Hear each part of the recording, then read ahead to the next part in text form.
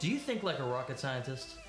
This book by Ozan Varol is an excellent read, and I'll give you 3 reasons why you should consider reading this book and learning how to be a critical thinker and how you can also continue to grow and develop as a leader.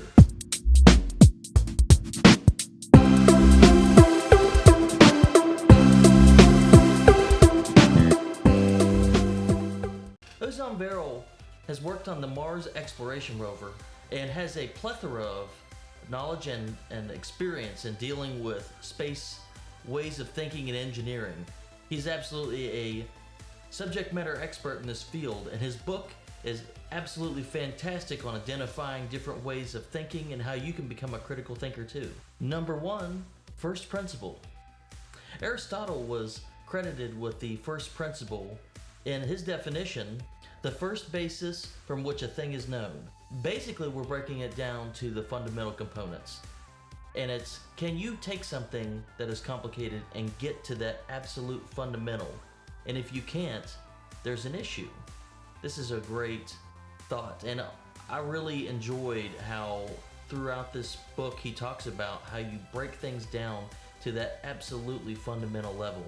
And that is how these scientists and how these engineers break down these problems and are able to solve them at those levels. And it really just shows if you can't get to those fundamental levels, you're never actually going to be able to solve the actual problems.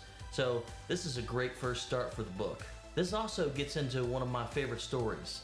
The United States and Russia back in the 50s and 60s, they were developing all these different types of technologies for space travel, and the United States needed a pen that would write in space in zero or microgravity. Russia also needed this technology too. The United States spent millions of dollars and was able to solve this problem. The Russians used a pencil. It really shows how they really think so much differently, especially in their way to solve problems and complexities. It's kind of interesting on how these two different groups of people have decided at those fundamental levels what they were and were not willing to do, and that is fantastic. Number 2, apples to oranges. In this portion of the book, he talks about an old saying that I've known it since pretty much my entire life. Comparison of apples to oranges. It's kind of funny because it's so out there. It's such a different way of thinking. It challenges pretty much all of your thinking.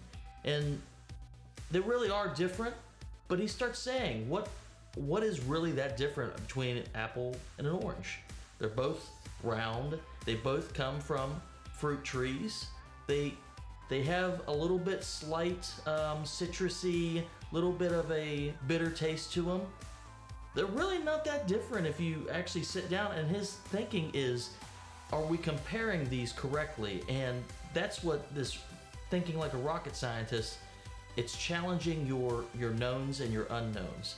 It's challenging the way you think and you look at the world around you at that basic level of, is there really that big of a difference between an apple and an orange? Or what are the similarities between the two? Both being round, they're both being fruit, both coming from a tree. Maybe there's a little bit more similarity there than you originally thought. Number 3, reframe the question to generate better answers. In this portion of the book, he's talking about taking the time to go back and ask yourself, is there any problems we need to reevaluate? This brought me back to a previous book I did a review on, Alien Things. Check that review out.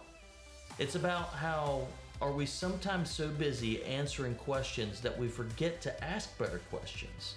That is a great way of thinking, because I know in my previous jobs, speed, time, all these things add up. And in my previous roles, I was so busy trying to come to the answer that I didn't ask better questions. And knowing that now, I wouldn't change any of the way that I had previously accomplished my roles, but could I have been more effective? And that's what the experience factor really adds to this. So I really like that way of thinking of, it doesn't mean we skip out and we take too much time, but just evaluating how we look at things and how we perceive things. That really is rocket scientist thinking. And one more thing, don't become outcome blind. A race car team's future's on the line. Essentially, a group of students was asked, given these variables of the engines had failed 7 out of the last 24 races. There was an issue with, they believe, cold temperatures causing gaskets to expand. And with all that information, the students were asked, is the risk worth taking? There's people's lives online, and is it worth it to take those risks and to make something happen? At the end of this, they asked all the students, what is your decision? Would you go with this? In the end, the students were finally told, you just allowed the Challenger to take off. The students were stunned. They said that wasn't correct, that there's no way that all these variables would have led to that level of an incident, and the whole purpose of this was to show that they were blinded by results. You cannot be blind to the results. You have to take all the data and you have to ask yourself, are you willing to take that risk? There was a lot of risk with that, and we saw the outcome with NASA's issues with the Challenger and all the astronauts that were lost. But it just goes to show that when you're outcome blind, you cannot see what those variables will ultimately give you. Sometimes you have to be a little bit more descriptive, and you have to be more into exactly what's causing all these, and maybe your risk tolerance is a little different after the fact. But I think this is a great set of details and a great question to challenge the way people think and their risk aversion. So with that, I give this book a 4 out of 5. Ozan Varol has done an excellent job in combining all these different stories, and he really has such an interesting perspective. This book should help anyone think more engineering-wise, be proactive in asking better questions. So with that, I ask you to give me a like and subscribe. I'm super excited for the future of this channel, and as we continue to give more and more book reviews, I hope you continue to follow up with the Leader's Tool Chest. And I want to thank you again for stopping by, and I hope you have a great day. Thank you.